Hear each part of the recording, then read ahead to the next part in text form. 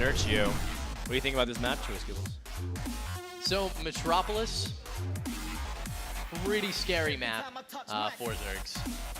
There's a lot of possibility. Whether you're looking old school 4 gates or 4 gate +1 Zealot, whether you're looking at the now becoming the new school but formerly old. It's like a melding between the Sentry Drop and the Zealot, the 4 gate Zealot. The middle age crisis school. the balding. I call it the Will It blend. All right. Big shout out to one of my favorite YouTube series. It's just dumb but awesome. But you know, Naniwa, he did that last game. So will he repeat? I don't know. It did work out for him. That's right. Naniwa has the right ideas, Kibbles. Can he put them into realization against one of the best European Zergs? It's Nerchio versus Naniwa. Game number 2 with Frodan and Kibbles, and this is IPL. IPL 5.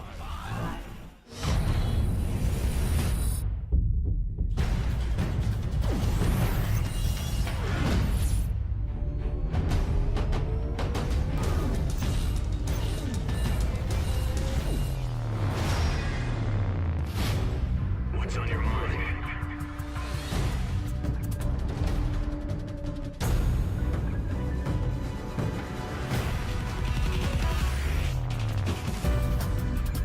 Welcome to IPL 5 Metropolis.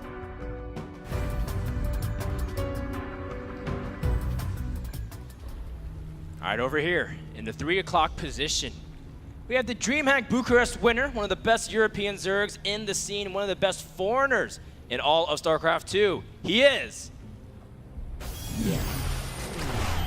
Acer Nerchio.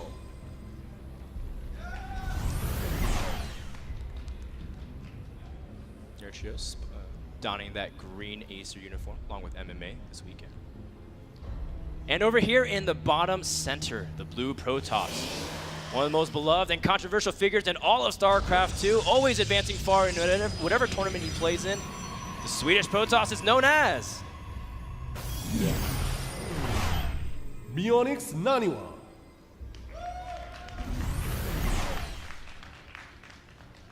All right, so getting on to Metropolis, you know, you can do anything on this map. You really can. Certain things have incredible timings, but it's such a long distance to get to the other side of the map. If you don't go for basically Stargate or force fields, then the game turns into 35 minutes. Well, you know, we're here all day, Kibble, so we might, why not? Hey man, that's 35 more minutes we get to spend with these players. That's right. Naniwa and Nerchio, they've well, it's a gateway opening. That's a cool place to build a pylon. Well, which one? There's 2 pylons. The one at the top of this ramp. Ah, okay. Well, yeah, it's unconventional. We don't normally see this too often. In fact, Metropolis is one of the safest maps to go Nexus first. If you know, obviously you get all the information if there's any early pool, just because of the sheer distance. Look how big this map is. It's so expansive. Now, you know, we say this, that Naniwa and Nerchio are spawned close by air, but you put that in the quotation marks because the distance is still pretty considerable. And this is the version with islands. I know some versions of other leagues have no islands on it. I like the islands. Yep. In fact, I know a really sick strategy using the islands in ZVP. And what is that, Dan? It's like you go Mutalist and you base trade and you make sure to snipe their Cybernetics Core and Robo before anything else. And then you can't blink into the islands, so there's no way for Protoss to actually kill you. I thought it was gonna be something. And unite us. So much less cheesy. No, it's crazy. Like it's like ridiculous win rate on ladder. Look at that, 51% to 50%. Yeah, actually. I'm not that good at math, but I know that's a little bit more percentage. Your math skills were sick, David. The vocab, That's how close the it singing, is. the math. What don't you have, Dan? You're a package. Naniwa and Nerchio so evenly matched. It's really tough for anyone to really say who's favored. Although historically Nerchio has the upper hand against Naniwa. So I want to say, Dan, you were mentioning the 2-base Muna. Now you're saying that as a Zerg or as a Protoss? As a Zerg, you can't go 2-base. No. Oh, yeah, okay. I don't even know why I asked that. Well, I wasn't sure exactly what you meant. But yeah, going up against it, I guess. I actually am not sure, but I wanted to clarify because I actually had one of our guys at IGN Goliath. If you guys don't know him, follow him on Twitter at IGN Goliath.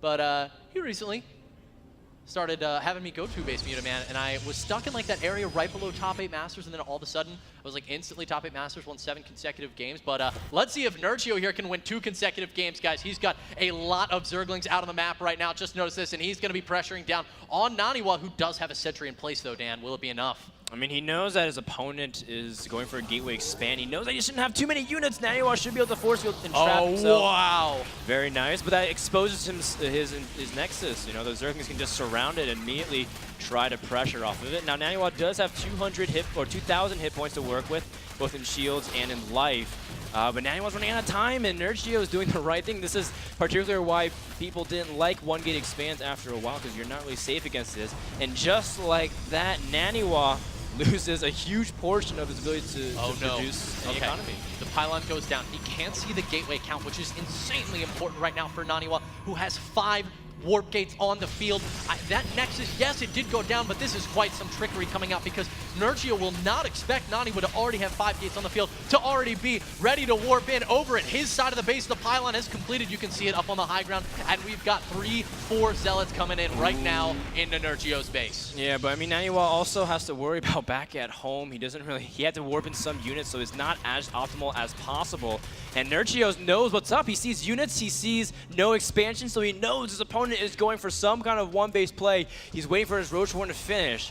And I think Nerchio, I mean, he should be okay with this, though, because he doesn't necessarily have to hold on to the third base, Kibbles. A lot of gas, so 5 sentries are now on the field. These Zerglings do not have speed. These are going to be the easiest sentries we've ever seen. Oh, okay. They're really nice job there, forcing himself against the wall. Trap for the Queen. That's always nice, too. Nerchio making some roaches. Naniwa does have some significant amount of units out into the field. And you know what? Naniwa has the right idea too. He doesn't necessarily have to go for the third, just wants to go for the jugular, go straight into the natural, and he can force through the ramp.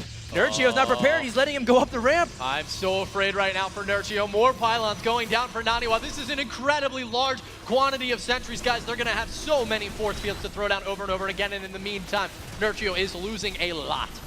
Nerchio also trying to cut out the reinforcement path, though. Naniwa doesn't have a pylon he can warp in really closely. You see that Nerchio is running with the drones. He can send them to the third base. Meanwhile, Naniwa also trying to just push up the ramp, kill off this hatchery, see if he can get a good position. Naniwa's also on the borderline of getting supply blocked, although he did lose some units there, so not terribly in danger there. But still has to be very cautious, because if he loses his units, that's it, Kibbles. That is so beautiful out of Naniwa. Nerchio actually doesn't know about the other one, but guys, force field's going down. The engagement is happening. The engagement that will decide if Nerchio wins this game or not. Sentry's killing off lots of drones, lots of Zerglings as well. A Roach being taken out. And meanwhile, these 3 Zealots over at the third base of Nerchio have driven away all of the drones once again. More warp-ins at this third as well. And Naniwa in complete control. His arm supply is much bigger. No, Nerchio lost so many of his drones. 17 drones, that's barely enough to saturate your mineral line. And Nerchio looks like his supply is looking very weak. He can't really even face off. Doesn't even matter if there's no energy on these sentries. The sentries are just fighting the roaches pretty alone. GG, and Naniwa ties up the series with an old school build. Wow, Naniwa evening it out. That was some awesome trickery. I mean, he dropped the Nexus, but he had 5 gates behind it. Either way, it was going to be insanely fast and back.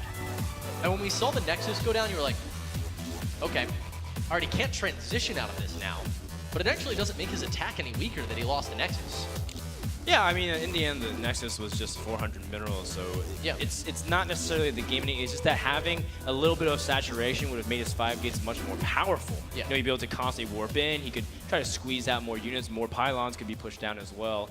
But overall, Nerchio, if the game played out standard from there and he was able to hold the aggression, easiest win. Yep. But from there, I was very pleasantly surprised to see great decision-making from Naniwa. So many Protoss players, they get the high ground ledge, they say, I want to focus the third base, you know, but that gives time for Nerchio to put spine crawlers, to turtle up on the natural, and then have 2 base to 1 base, and we all know what happens from there. Yeah, we do. But that pylon, you know, Nerchio never knew about it. That was the thing. He never knew about that pylon on the high ground. And so when it seemed like he was stabilizing a little bit, then he was like, okay, now I warp in at your third and you die. Naniwa, guys, evening up the series versus Nerchio. We'll be moving into game number 3, anxious to find out what map these guys are going to choose. Yeah, I mean, it is Nerchio's pick. He has a big array. I think there's 6 maps in the map pool over here. Of course, guys, if you guys want to watch the other streams, there are 3 streams currently going out from IGN here at the Cosmo. You can check them out at ign.com/IPL. But until then, you're chilling with us here on the main stage.